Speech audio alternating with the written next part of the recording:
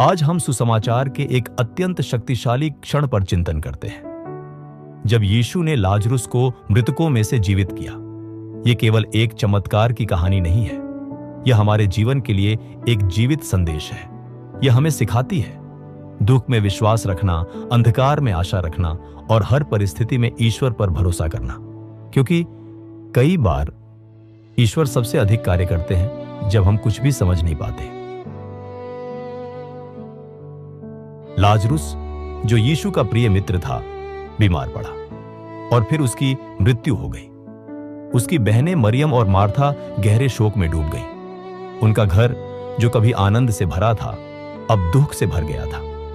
वे यीशु पर विश्वास करती थी, फिर भी समझ नहीं पा रही थीं कि उन्होंने देर क्यों की। जब यीशु वहां पहुंचे, उन्होंने उनके आंसू देखे, उनका दर्द महसूस किया और बाइबल कहती है यीशु रो पड़े। ईश्वर का पुत्र उनके साथ रोया।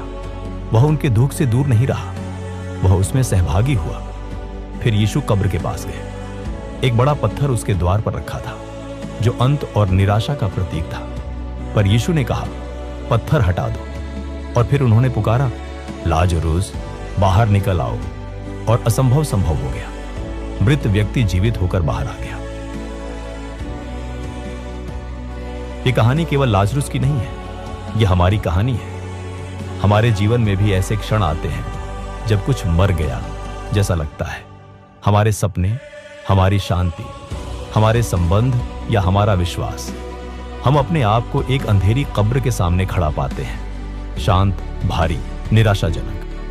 लेकिन यीशु आज भी हमें कहते हैं, पुनरुत्थान और जीवन मैं हूं। जब हमें कुछ दिखाई नहीं देता, तब भी ईश्वर कार्य कर रहा होता है। जब हम अकेले महसूस करते हैं, वह हमारे पास होता है। जब सब कुछ समाप्त लगता है, वहीं से ईश्वर शुरुआत करते हैं।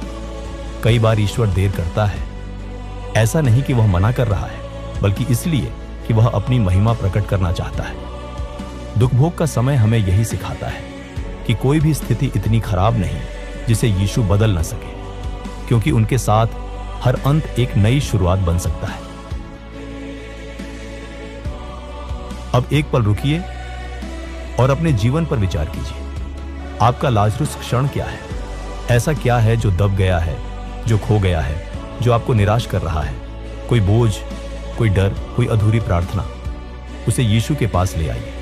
उसे छिपाइए मत, उसे अकेले मत उठाइए।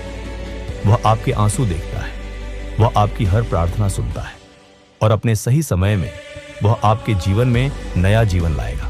बस आप उस पर भरोसा रखिए।